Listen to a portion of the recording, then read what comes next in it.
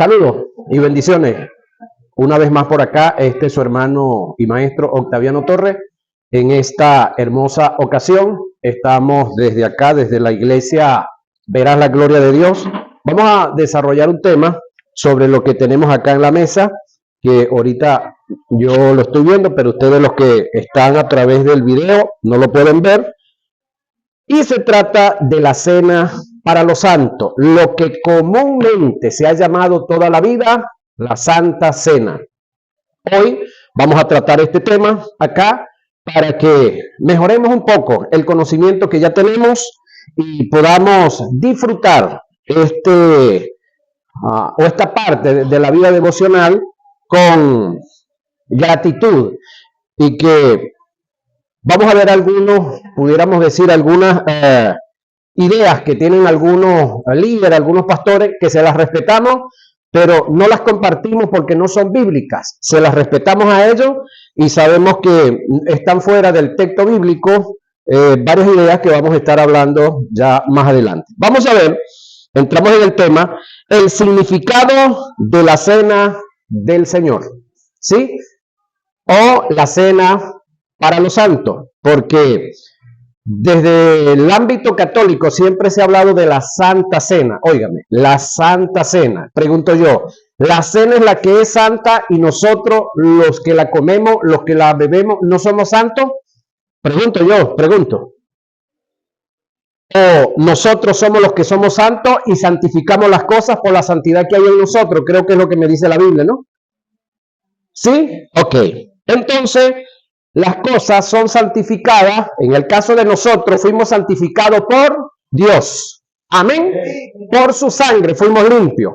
Y en el caso de los elementos, de las cosas que comemos, que bebemos, de las cuales participamos, entonces ellas las santificamos, somos nosotros por causa de el Señor. Con el permiso de todos. Entonces, vamos a desarrollar un poco. Texto bíblico, base para esto, 1 Corintios 11:23 y al 30. Dice el texto, porque yo recibí del Señor. Y la otra base es Mateo 26, 17 y 29, hablando de Jesús cuando come la última Pascua y establece la cena. Y como ya les dije, 1 Corintios 23 al 26. Porque yo recibí del Señor, dice Pablo, lo que también os he enseñado, que el Señor Jesús, la noche que fue entregado, tomó pan. Ya va. Porque yo recibí del Señor. Pablo, ¿y en qué momento tú anduviste con Cristo? Porque yo tengo entendido que tú te conviertes a Cristo, es camino a Damasco, varios días después de que Jesús había muerto y resucitado. Entonces, ¿en qué momento, Pablo, tú anduviste con Cristo? Bueno, todos hemos leído que quien se le presentó a Saulo, camino a Damasco, fue Jesús. ¿Sí? Ahora, pregunto yo, ¿Saulo de Tarso era creyente o no era creyente cuando Jesús se le presentó camino a Damasco? ¿Era creyente Saulo o no? No era. Ok, entonces Pablo no era iglesia cuando tuvo el encuentro con Cristo. Ahora, una vez que ya tuvo el encuentro con Cristo, una vez que él se convierte, una vez que él da el paso de fe, entonces Cristo en una ocasión tuvo un encuentro a nivel espiritual con él y le ministró cosas que incluso algunas de ellas no le fueron permitidas enseñarla, decirla, escribirla, sino que se las reservó él para él. Sin embargo, de entre todas las cosas que le presentó, que le enseñó, tenemos esta, que la noche que él fue entregado, tomó pan y habiendo dado gracias, lo partió y dijo, tomad, comed, esto es mi cuerpo, que por vosotros es partido. Tomad, oiga, tomad, ¿tomó qué?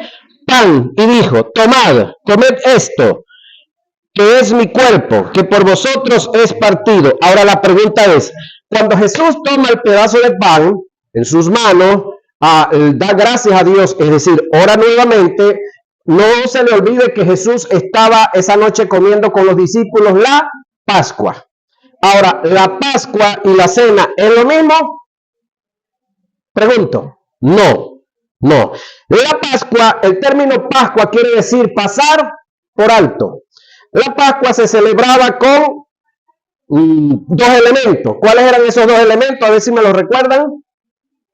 Cordero, carne de ovejo asada en brasa. ¿Qué era lo otro? Tres elementos. Pan sin levadura. Y el otro era hierbas amargas. Cada uno tiene un significado. El cordero era tipo de Cristo. Sí, las hierbas amargas era para recordar, para no olvidarse de los 430 años que fueron esclavos en Egipto. Y el pan también es tipo de Cristo. Entonces, en este caso, Jesús viene a implantar algo nuevo. ¿Qué es lo nuevo? La cena para los santos. La cena, escúcheme, que se originó bajo el sacerdocio de Aarón, pero que su establecimiento sólido es bajo el gran sumo sacerdocio de Cristo. Sacerdocio que fue establecido y ordenado según el orden de Melquisedec. Acuérdense que bíblicamente tenemos tres órdenes sacerdotales. ¿Se recuerdan de esa? ¿Cuál es la primera? A ver, Melquisedec. ¿Cuál es la segunda? Aarón. ¿Cuál es la tercera? Cristo Jesús, en la que estamos nosotros. ¿Estamos clarísimos ahí? Ok, entonces en la segunda orden sacerdotal se establece la Pascua. Se le dio para una nación y para todos los que se sometieran a esa nación. Esa es la Pascua. Pero en segundo lugar, en cuanto al orden de esto, se establece la cena para los santos. ¿Quién establece la cena para los santos? El mismo que había establecido la Pascua. Pero en este caso la establece con otras normas y me elimina dos cosas y me agrega una nueva. ¿Cuáles dos eliminó? Las hierbas amargas y el cordero como tal. ¿Por qué razón? Porque el cordero era un antetipo del tipo. ¿Quién era el tipo? Cristo Jesús. ¿Quién era el antetipo? El cordero que se mataba una vez al año, el 14 de abril, primer mes del año bíblico que Dios le dio a la nación de Israel. Entonces, eso trae al enlace de lo que es la salida del pueblo de Israel de Egipto. Egipto, en sentido figurado, lo comparamos con el mundo, pero desde el punto de vista literal, naturalito, Egipto es una nación que todavía existe, está allá en el Medio Oriente. Israel actualmente es una nación que también existe, está allá en el Medio Oriente y tiene gente regada por todos lados. Entonces, tenemos acá que esa noche que estaban comiendo la Pascua, instituye Jesús algo nuevo. ¿Qué es lo nuevo que instituye? La cena para los santos, mal llamada la Santa Cena. En esa cena, ¿qué es lo que dice Pablo que tomó? Pan. Y habiendo dado gracias, lo partió y dijo: tomad, comed, esto es mi cuerpo que por vosotros es partido. Quiero que analicemos estos dos detallitos aquí. Cuando Jesús dice tomad, quiere decir agarren. ¿Estamos claros? Ok, pero luego dice que es mi cuerpo que por vosotros es partido. Coman. Y en otra ocasión Jesús dijo: porque el que come mi cuerpo y bebe mi sangre es verdaderamente mi discípulo. Ahora, yo quiero que usted entienda. La Biblia hay dos formas muy importantes de interpretarla. Una, literal, y la otra, simbólica. Hay muchas áreas de la Biblia que se tienen que interpretar literalmente, pero hay otras que se tienen que interpretar simbólicamente. Pregunto yo, cuando Jesús dice acá: tomad, comed, hablando del pan, ¿está hablando simbólico o literal? ¿Simbólico o literal? Te la pongo más fácil. Allí hay algo que vamos a comer y beber dentro de un ratico. ¿Vamos a comer simbólicamente o literalmente? Vuelvo a preguntar. allí hay algo que lo vamos a comer y lo vamos a beber, simbólico o literalmente. Háblame. Diga como dijo el otro, las dos cosas. Las dos cosas. Porque ahí hay un pedazo de pan o un pedazo de galleta. Literal. Sí, ahí hay algo, un líquido que se preparó, no sé de qué lo prepararon, que es literal. Sí, pero aparte de que lo vamos a comer y beber literalmente, lo vamos a hacer con un sentido simbólico también. Ajá. Aquí es donde quiero que vayamos. Cuando Jesús en una ocasión le dice a los discípulos, porque el que come mi carne y bebe mi sangre, verdaderamente es mi discípulo, Jesús está hablando literalmente o simbólicamente. Cuando Jesús dice, el que come mi carne, y se toca así, y bebe mi sangre, lo que pasa es que no se pudo abrir las venas así y mostrarlas porque para el chorro, entonces le dice, el que come mi carne y bebe mi sangre, verdaderamente es mi discípulo. ¿Es simbólico o es literal?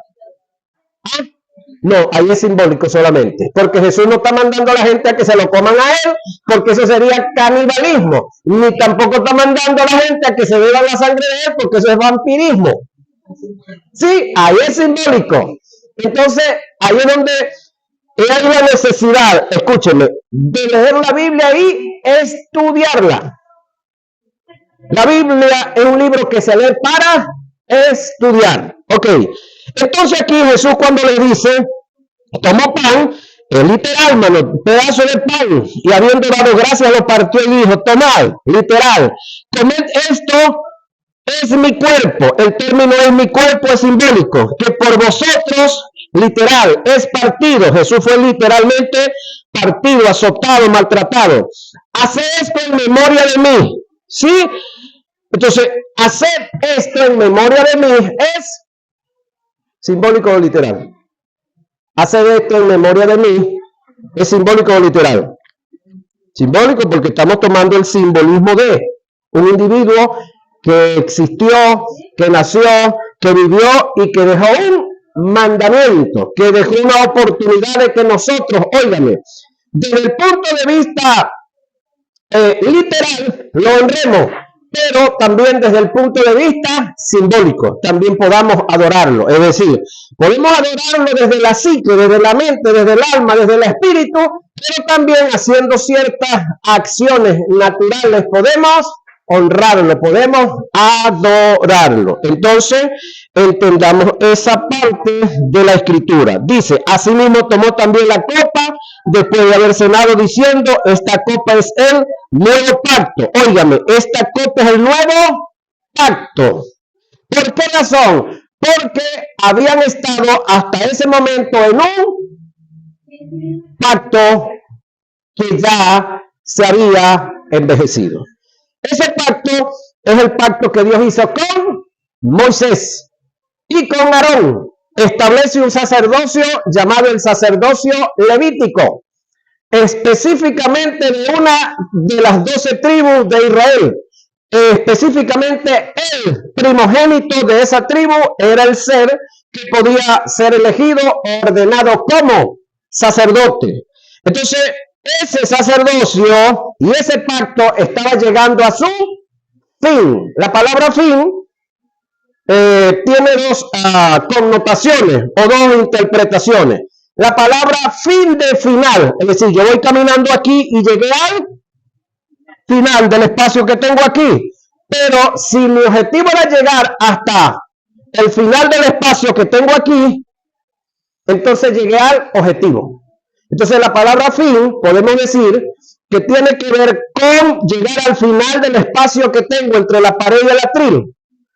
Pero como mi objetivo era llegar hasta aquí para ver mejor la guía, entonces llegué a mi objetivo, pero igual se escribe fin. Entonces cuando hablamos de la ley y decimos que Jesús no vino a derogarla, Jesús vino a traer el fin de la ley, bajo estas dos connotaciones. Fin de objetivo y fin de final. Entonces la ley fue un instrumento que Dios preparó para hacernos ver él y los pecados, para luego soltarnos en las manos del hombre que podía librarnos y limpiarnos de él y de los pecados. Ese hombre se llama Jesús. Entonces Jesús acá, como Juan lo presentó, el Cordero de Dios que quita, en este caso podemos decir que quitó el pecado del mundo, es el ser que acá nos está diciendo que él vino a hacer un nuevo pacto en su sangre. Dice, hace esto todas las veces que la bebieres en memoria de mí.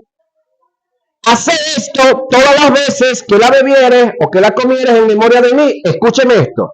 Quiere decir que la cena para los santos la podemos comer y la podemos beber todos los días que nos propongamos.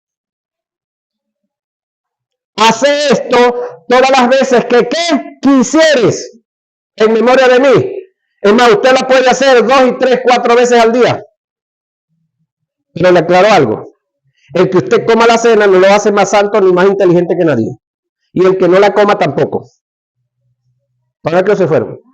El que usted coma la cena todos los domingos como lo hace, hay una iglesia, ellos están aquí en el centro, la 23 con Venezuela, ellos comen la cena todos los domingos del mundo, pero no son más santos que nosotros, porque la cena es un acto recordatorio, la cena es un acto literal y simbólico que se hace para recordar la muerte y la resurrección de Jesús, pero más que recordar la muerte, los beneficios que obtuvimos por esa muerte y por la resurrección. ¿Estamos aquí? Entonces, si yo, escúcheme, no tomo la cena, pero estoy muy claro en la muerte y la resurrección, y estoy muy claro en los beneficios que he adquirido por causa de la muerte y la resurrección de Jesús, ok, estoy bien, estoy chévere, estoy fino, pero vamos a la contraria. Si yo no estoy claro en los beneficios que se dieron a favor de mí con la muerte y la resurrección de Jesús, no estoy claro, no los proclamo, no los vivo, y tomo la cena todos los días, de nada me sirve tampoco. Es más, le digo algo, es más beneficioso conocer los beneficios y vivirlos y apropiarnos en fe que estar tomando la cena. Porque la cena es un acto natural, simbólico, que tiene efecto a lo espiritual, siempre y cuando yo conozca y viva lo espiritual. Porque si yo no conozco y no vivo lo espiritual, ¿de qué me sirve lo literal? Pedazo de galleta, pedazo de jugo, vino, lo que uno haga, lo que uno use como elemento para. Que aquí se usó pan y vino, porque es que eso era la bebida y la comida más importante de ese entonces. Entonces, ¿la podemos hacer nosotros aquí con arepa? Claro que sí. Lo que pasa es que como ya conocemos el pan, entonces normalmente lo hacemos con pan. Pero la pudiéramos hacer con arepa y jugo de mango, que es uno de los frutos más prominentes de aquí de esta zona. ¿Sí? Ok. Ahora, seguimos avanzando. Dijimos nuevo pacto. Comiere este pan y beberé esta copa, la muerte del Señor anunciáis hasta que Él venga. De manera que cualquiera que comiere este pan y bebiere esta copa del Señor, oiga lo que viene ahora, indignamente. Aquí es donde muchos se asustan. Entonces no quieren tomar la cena, o el día que el pastor dice, ¡hay la cena! Los que creen que están mal, que están en pecado, ese día no vienen al culto. Yo no sé si eso pasó aquí. Yo sé que eso pasa en unas iglesias donde yo he estado, pero aquí creo que no.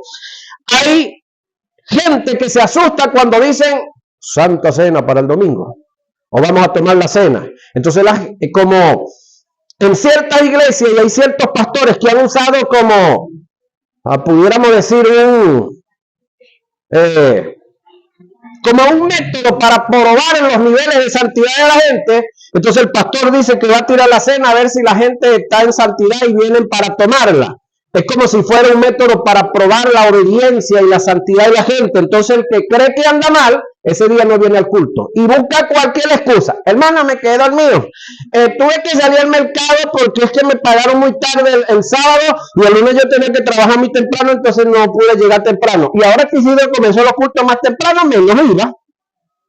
Facilito. Las excusas son muy fácil buscarlas. Ahora, resulta que él cree que por tomar la cena, en la condición que él anda, es que va a tener problemas. Escúchenme, el término el que toma y come indignamente, el problema no es el pedazo de pan, señoras y señores, el problema no es el vino. Es decir, el problema de la indignidad en la cena es el andar, el estar, el permanecer indignamente. ¿Y qué es permanecer y estar indignamente? Vamos a verlo por aquí un poquitico. ¿Qué es estar indignamente? Se lo voy a decir. ¿Dónde está la indignidad?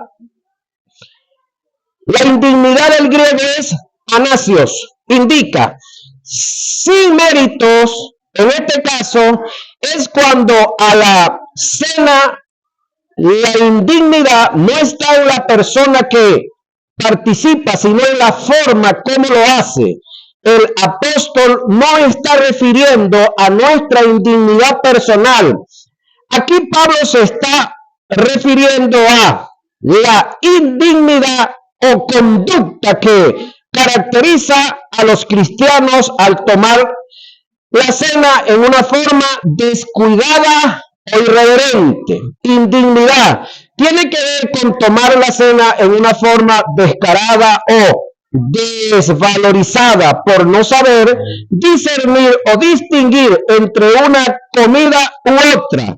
Indignidad está en el tomar la cena por tomarla, es decir, comer por comer en una forma normal o vulgar, sin tomar en cuenta que la cena del Señor es una institución y ordenanza divina de carácter y principios espirituales que encierran la regeneración. Indignidad indica el tomarla descaradamente, vilmente, no dándole el valor que le corresponde. Otro tipo de indignidad, ya le digo cuál es o sería que después de comerla, de tomar la cena o los elementos, apropiarse de sus beneficios en fe, mantener una conducta que le lleva la contraria a los valores y beneficios de dicha ceremonia. Si en la celebración de la cena, oiga, por fe, me hago digno de sanidad, ¿por qué confesar la enfermedad posteriormente? Te explico esta. Es decir, tomar la cena indignamente es que la tomo, ¿sí? Y me apropio en sanidad, confieso y manifiesto que soy un hombre puro, que soy un hombre santo, que le estoy sirviendo a Dios como debe ser, que estoy viviendo para Dios y que mi vida está apegada a su santidad y a su amor. Ok, termina la cena. Una vez que termina la cena, ya salimos para allá y desde aquí entonces yo comienzo a criticarlos a todos ustedes. Critico al vecino, critico al otro, murmuro del otro, quito prestado y no pago. Me hago el tonto cuando tengo una deuda con alguien, tengo cómo pagar y entonces él viene por esta acera, yo me mudo para la otra. Y entonces, si él por alguna circunstancia de verdad me entrompó, como se dice en el argot popular, entonces le digo, hermano, mira, es que yo no he tenido cómo pagarte, cargando en el bolsillo o teniendo guardado en la casa. Ahora, el que no tiene, se le entiende, pero el que tiene y no paga, es mala paga. Eso no vinieron hoy, no se preocupe. Ahora, eso no es aquí tampoco, eso es una iglesia por allá arriba donde yo a veces visito. Entonces, entienda eso, que el problema no es tomar la cena, el problema es vivir una conducta inapropiada. ¿Sí? El vivir una conducta inapropiada a el fruto del Espíritu. ¿Alguien me recuerda cuál es el fruto del Espíritu? Amor, gozo, paz, paciencia, benignidad, bondad, fe, mansedumbre y templanza. Cualquiera que viva una conducta inapropiada fuera de este orden, ¿de qué le sirve la cena? Te la pongo de otra forma. Agarramos a un inconverso, un amigo suyo, un inconverso. Lo agarramos ahorita y le decimos, chicos, nosotros queremos bautizarte. ¿Sí? Entonces agarramos a ese amigo suyo, inconverso, que come chimó, fuma tabaco, bebe caña, pelea, hace de todo y nos lo llevamos para el río. Y entonces cantamos allá la canción, las aguas del río del Jordán y cuánta cosa más. Y entonces lo metemos allá y yo lo bautizo en el nombre del Padre, del Hijo y del Espíritu Santo. Lo malgullo y lo saco. Pregunto, ¿lo bauticé o lo bañé de agua? Porque los que se bautizan son los creyentes, no los incrédulos. ¿A qué se fueron? ¿De qué le sirve a ese señor ese baño de agua? Físicamente que le refresco el cuerpo y con este calor mucho mejor. Pero espiritualmente, ¿de qué le sirve? De nada. Igual, el tomar la cena, andando y viviendo en una conducta de trampa, de malicia, de maldad, de chisme, de murmuración, de todo tipo de pecado social y moral, no sirve de nada. Pero el problema no es la cena, vuelvo y digo, es la conducta que el individuo o la individua tiene. El problema está que no es porque comió la cena, es por la vida inmoral, hablando del sentido cristiano, que las personas viven. Entonces le tienen miedo a la cena, pero a la conducta sucia que muchos viven, claro, eso no es aquí, a la conducta sucia que muchos viven, pues parece que no le tienen ni mucho cuidado. Pero no se diga que hay santa cena, comenzamos a pedirle perdón hasta el gato. Porque a veces le negamos la comida al gato, le damos de patada al perro, al loro, a todo el mundo. Pero eso lo hacemos un día o 2 días antes de la cena. Pero después que pasó la cena, ¿qué hacemos? Seguimos de vago, de delincuente, de malandro, de tramposo y de todos los demás. Porque ya pasó la cena. Entonces esperamos casi un mes. Cuando ya viene el otro mes para tomarlo, entonces otra vez nos volvemos y que acomodar. Eso es vivir indignamente. Y el problema, reitero, no es el comer el pan en esa condición, no es beber el vino en esa condición, es que tú no estás honrando a Dios, porque el día que tú le entregaste la vida al Señor, y al Señor que le entregaste la vida, ese Señor nos dijo a ti y a mí, sé santo porque yo, dígalo más duro otra vez, ese Señor al cual le entregamos la vida, Él dijo, sé santo porque yo, en otras palabras, sé santo porque yo les he dado el ejemplo. Y si yo puedo, ustedes también. Amén.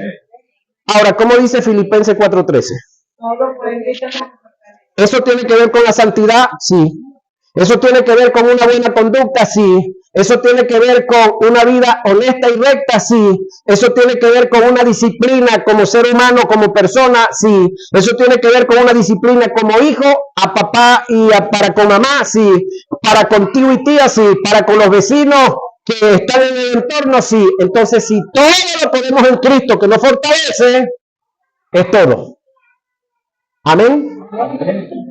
Entonces, el problema de la indignidad es, después de comer y participar de la ceremonia de la cena, seguir profiriendo cosas que no tienen nada que ver como esto. Conocí un señor que él decía, bueno, yo ni siquiera seré salvo. Ya va. ¿Le entregó la vida a Jesús? Sí. ¿Jesús murió por él? Sí. ¿Se congregaba? Sí. ¿Tenía años en el evangelio? Sí. Cuando una persona dice, yo ni siquiera seré salvo, ¿cómo vive ese hombre? ¿Cómo está viviendo esa persona? Indignamente. Indignamente. Porque él no se conoce, menos conoce al Dios que le dijo que con su muerte y su resurrección, él compraba para él salvación. Compraba para él vida eterna. Compraba para él el perdón. Y compraba para él un bienestar. Porque el término salvación, cuando lo vemos desde el punto de vista integral, se le denomina soterio o soterión o soteriología. Tiene que ver con la salvación integral. Espíritu, alma y cuerpo. La salvación que se nos dio, señoras y señores, integral. Es más, nosotros pasamos a ser una tercera creación. O pudiéramos decir una cuarta creación. Porque la primera creación que Dios hizo fue los seres cosmogónicos. ¿Quiénes son esos seres? Ángeles, arcángeles, querubines, serafines, criaturas celestiales. Todos los seres del mundo espiritual, del mundo cosmogónico. Luego Dios, para el mundo cosmológico, hace una segunda creación. ¿Cuál es esa segunda creación que hizo? A Eva y a Adán, la raza humana. Pero de esa creación, Él determinó en una ocasión crearse un pueblo exclusivamente para Él, que lo sacó de entre los gentiles. Ese pueblo se llama Israel, pueblo rebelde, pueblo contumaz, pueblo que no ha querido someterse a Dios y a su palabra. Y aquí leíamos hace poquitico que Él hizo un nuevo pacto.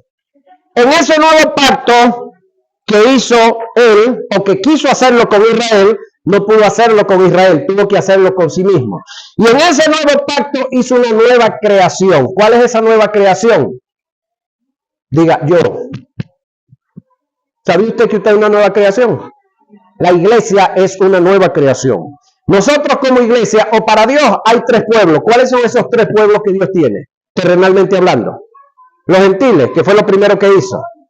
Israel, que lo segundo que lo hizo, lo sacó de entre los gentiles y de entre varios pueblos gentiles, porque cuando usted estudia y analiza la vida de Israel, primero Abraham era de Ur de los Caldeos, actualmente Irak.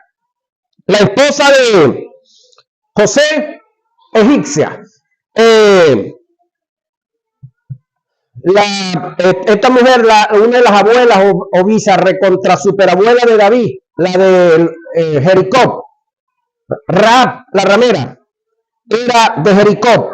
La otra que le dijo a la suegra, tu pueblo será mi pueblo y mi Dios será tu Dios. La tsunamita. Era el pueblo donde ella estaba. Se me escapa ahorita el nombre.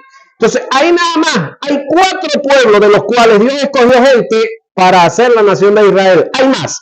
Entonces, Dios determina hacer un tercer pueblo, pero ese tercer pueblo lo hizo de 2 pueblos. Ese tercer pueblo se llama la iglesia.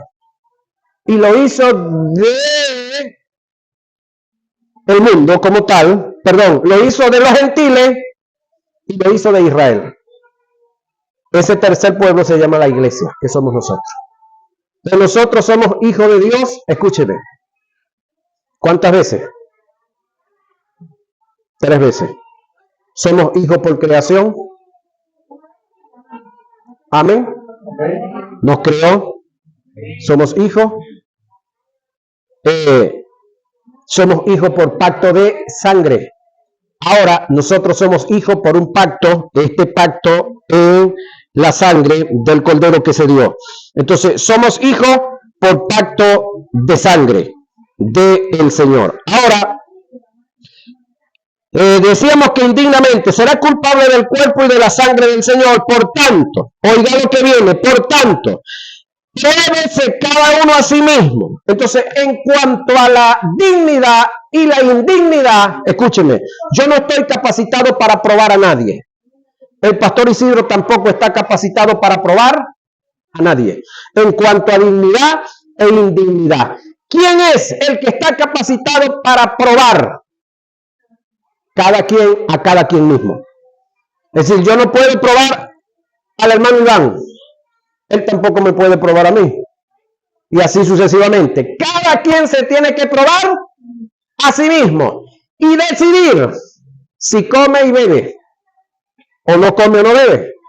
El que no come y no bebe, ese es el problema de él. Y el que come y bebe, ese es el problema de él también.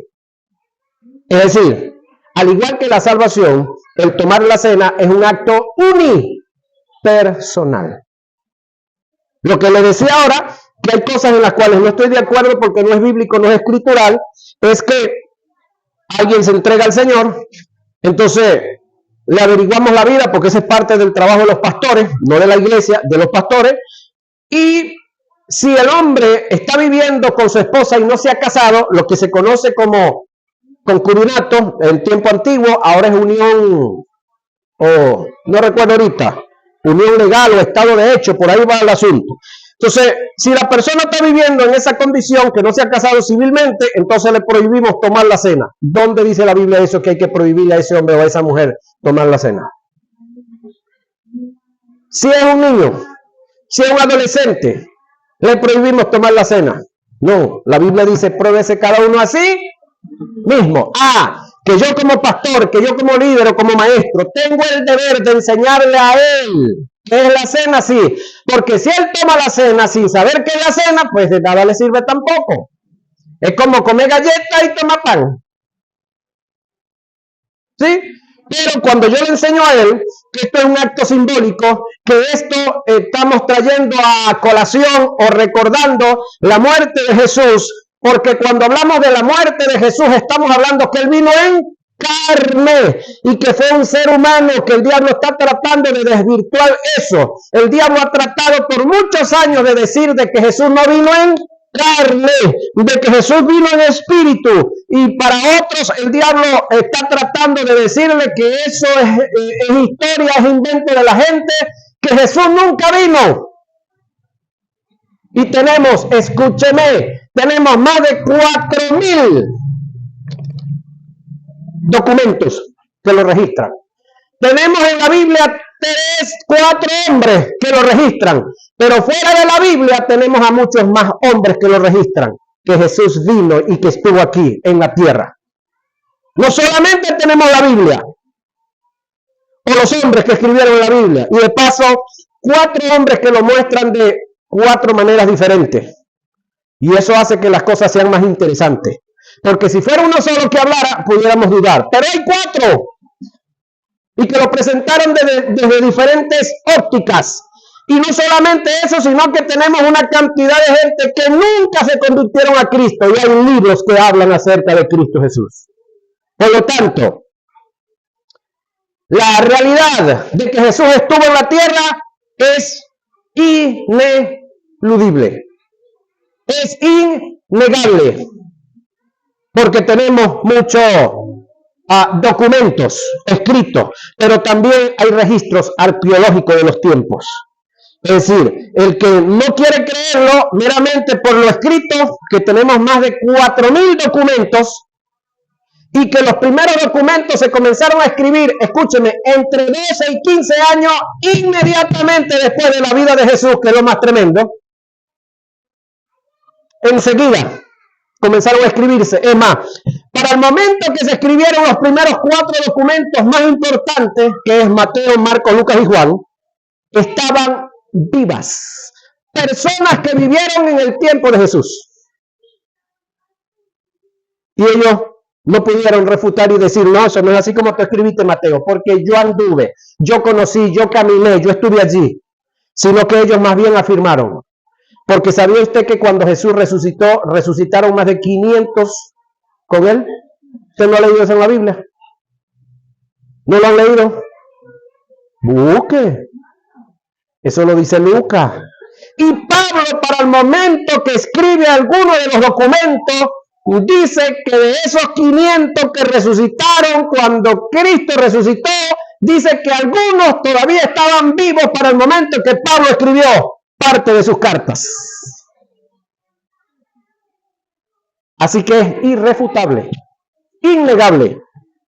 Es más, ¿qué individuo, qué hombre de la historia ha dividido la historia en 2? Que se diga antes de y después de. ¿Quién hombre ha dividido la historia en 2? Hablando desde el punto de vista de la academia.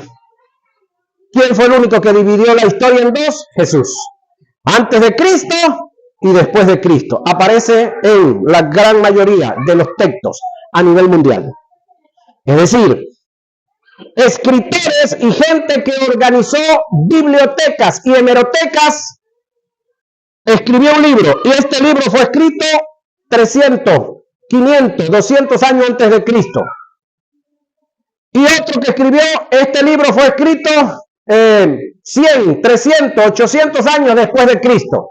Y en el libro no dice nada de Cristo como tal, ¿no? Pero la historia, o históricamente, en el libro aparece AC, antes de Cristo. No sé si usted capta eso. Ahorita hay un país que se empeñó en borrar la memoria de Jesús de sus libros y entonces dice tantos años de la era común. Es decir, quitaron a C, antes de Cristo o después de Cristo.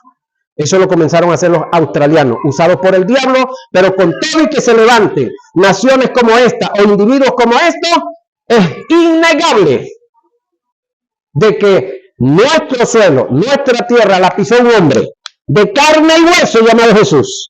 Y que ese hombre de carne y hueso destruyó el pecado. Y destruyendo el pecado, entonces nos dio la vida eterna. Y esa vida eterna que tenemos la gozamos, la disfrutamos. Y por eso es que hoy vamos a comer y vamos a beber en los elementos recordatorios de que aquí, natural, físicamente, tuvimos a Jesús, amén, que murió, que padeció, que fue golpeado, que fue maltratado, pero que al tercer día, dígalo conmigo, resucitó y está vivo y está sentado a la diestra del Padre. Y le digo algo, escúcheme, la única religión del mundo que tiene a su líder vivo, que tiene a su fundador vivo, que tiene a su Dios vivo. ¿Quiénes somos? Dijeron los mexicanos. Nosotros los cristianos. Porque todas las demás religiones mundiales, todas, sus dioses, sus fundadores, sus líderes, están muertos. Pero la de nosotros resucitó al tercer día y está vivo. Y se le apareció y estuvo con sus discípulos 40 días. Se le apareció en varias ocasiones y después de haber resucitado no lo pudieron otra vez apresar. Y dice el texto sagrado que cuando Él venga por segunda vez, viene a juzgar ¿a quién? A los vivos y a los muertos. Y dice que su mirada actual es como llama de fuego. Es decir, en la primera, cuando vino con mirada de amor, vino con mirada de compasión, vino con mirada de reconciliación, pero cuando venga, viene como juez. ¿Sí? ¿Y qué sucede cuando en un tribunal entra el juez a la sala? ¿Qué dicen las autoridades que están ahí? Todo el mundo ponerse de pie porque está entrando el honorable o la honorable juez de este tribunal. Y el que no se ponga de pie, lo echan para afuera. ¿Sabe usted eso? Hace poquitico lo vimos aquí en nuestra nación. Del presidente para abajo, todos tuvieron que ponerse de pie en el tribunal. Porque estaba entrando ¿quién? La honorable jueza del tribunal. Eso es algo que terrenalmente Raimundo y todo el mundo se tiene que poner de pie. Ahora, cuando Cristo venga por segunda vez a la tierra, ¿quién va a quedar sentado? ¿Quién va a creerse algo o alguien? ¿Quién va a querer mirar su mirada que es como llama de fuego? Y que con su mirada penetrante le esculca, le registra, le revisa toda su vaga y delincuente vida que tenga o toda su vida santa y pura que haya llevado. Es decir, la mirada nada más de Jesús le saca en cara todo lo bueno y todo lo malo que una persona tenga. Ahora, cuando tú toda la vida la has llevado buena, no tienes problema con la justicia, no tienes problema con la ley, porque todo lo has llevado recta y honestamente. Pero cuando tú y yo hemos caminado chuecos, torcidamente, no vamos a querer conseguirnos con la justicia. ¿Verdad que si nosotros vamos manejando en el carrito, vamos manejando la moto y vemos una alcabala y tenemos problemas con la carta médica, tenemos problemas con la licencia, tenemos problemas con los trimestres, comenzamos a asustarnos? Y si hay chance de dar la vuelta y devolverse, nos devolvemos. Pero cuando usted está seguro, es decir, cuando usted tiene su licencia al día, tiene los trimestres al día, tiene la carta médica al día y usted anda con los papeles del carro al día, usted pasa con la cara bien gruesa y bien serio ahí. Y de paso así mira con carcañón a los policías que están ahí, ¿verdad que sí? Y si alguno le dice alguna cosa, usted comienza, tú, saca una, saca la otra y saca la otra. ¿Sí? Se cuenta de un policía de por allá Chabasquén, que paró a un hombre y le dijo, mira, dame el papel del carro, y le sacó, quita el carnet de circulación, la licencia, la carta médica, el seguro de responsabilidad civil, y le dice el policía, mira, ¿y no te quedó algo por ahí para el café? y le sacó 2 termos y le dijo, ¿cómo lo querés, negrito o con leche? Esos son de chavas que son muy avispados. Lo tenía fregado y el hombre finalmente le pidió. Entonces, es un cuento que no le gusta a los fiscales de tránsito, ¿verdad? De los policías, a los que andan mal. Entonces, resulta que, hermano querido, cuando nosotros estamos ubicados, cuando estamos, óigame, viviendo dignamente en el Evangelio, no tenemos problema con nada. Entonces, tomamos y disfrutamos la cena con libertad. Escúcheme, estemos bautizados o no estemos bautizados. Ah, este es otro detalle. ¿Dónde dice la Biblia que yo tengo que estar bautizado para tomar la cena? ¿Dónde dice? Búsqueme el texto. En ninguna parte. ¿Dónde dice que tienen que estar casados para poder tomar la cena? Se le respeta, óigame, a todos los que tienen esta idea, esta ideología personal. Es personal. No digas que está en la Biblia porque no está en la Biblia. Tú puedes tener esta norma y este precepto o esta, pudiéramos decir, o esta decisión personal en la iglesia. Lo que sí me gustaría es que fuera sincero, que usted diga, yo no permito que los que no están casados, que los que no están bautizados tomen la cena, pero diga yo, no meta a Dios donde no está. Y se le respeta. Pero los que no tenemos problema con eso, pues aspiramos que nos lo respeten también, pues. Amén. Amén. Ok. Entonces, ¿quiénes pueden participar de la cena? Todos los creyentes. Todos los creyentes. Que sepan qué es la cena. Porque si usted no sabe qué es la cena, pues de nada le sirve. Es como el inconverso que fuimos, lo llevamos al río y lo metimos allá en el nombre del Padre, del Hijo y del Espíritu Santo y lo sacamos. Y decimos, lo bautizamos. No, lo bañamos de agua. Porque se bautizan los creyentes. Marcos dijo, el que creyere y fuere bautizado, no el que fuere bautizado para después creer. Eso fue en el Antiguo Testamento. Juan el Bautista bautizaba a la gente para que mostraran que estaban arrepentidos de pecado. Y Jesús le preguntó, y Jesús y Nicodemo hablando, Jesús le dijo, os es necesario nacer del agua y del Espíritu. Pero ahora es al revés.